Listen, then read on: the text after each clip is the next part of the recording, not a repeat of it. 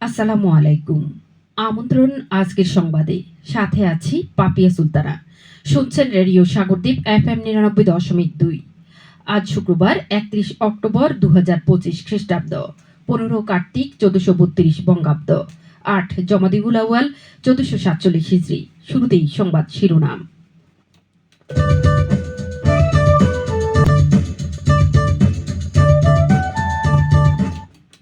১৬ December থেকে বন্ধ হবে অবৈধ মোবাইল ফোন, জানিয়েছে বাংলাদেশ টেলিযোগাযোগ নিয়ন্ত্রণ কমিশন বিটিআরসি।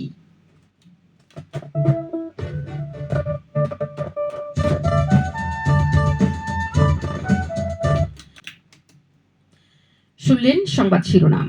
সংবাদ রেডিও সাগরদ্বীপ ৯৯.২ FM এর সম্প্রচারের পাশাপাশি সরাসরি প্রচারিত হচ্ছে www.radiosagordip.com এবং অ্যান্ড্রয়েড অ্যাপ রেডিও সাগরদ্বীপ থেকে। এবারে বিস্তারিত। দেশে আসছে national equipment identity register NEIR ব্যবস্থা। এর মাধ্যমে আগামী ১৬ ডিসেম্বর থেকে অবৈধ মোবাইল ফোন বন্ধ করে দেওয়া হবে। সরকারের এই উদ্যোগের লক্ষ্যে অবৈধভাবে আমদানি ও ক্লোন IMEI যুক্ত ফোনের ব্যবহার সম্পূর্ণরূপে বন্ধ করা হবে। বাংলাদেশ টেলিযোগাযোগ নিয়ন্ত্রণ কমিশন বিটিআরসি জানিয়েছে, নতুন ব্যবস্থায় কেবল অনুমোদিত, মানসম্মত ও বৈধভাবে আমদানি করা ফোনই দেশের মোবাইল নেটওয়ার্কে সংযুক্ত হতে পারবে। অবৈধ বা ক্লোন IMEI নম্বরযুক্ত ফোন নেটওয়ার্কে আর কাজ করবে না।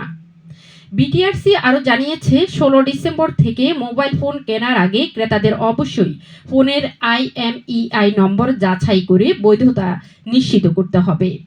রাজধানীর আগারগাঁওয়ে বিটিআরসির কার্যালয়ে আয়োজিত এক সংবাদ সম্মেলনে প্রধান উপদেষ্টার ডাক, টেলিযোগাযোগ ও তথ্য প্রযুক্তি বিষয়ক বিশেষ সহকারী ওয়াইজ আহমেদ তৈয়ব জানান, বাংলাদেশ ব্যাংকের ২০২৪ সালের প্রতিবেদনে দেখা গেছে, দেশের ৭৩% ডিজিটাল জালিয়াতি ঘটে অবৈধ ডিভাইস ও সিম ব্যবহারের কারণে।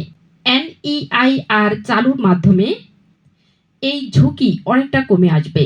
তিনি আরও জানান, অবৈধ মোবাইল হ্যান্ডসেটের কারণে প্রতি বছর সরকারের ৫০০ কোটি টাকারও বেশি রাজস্ব ক্ষতি হয়।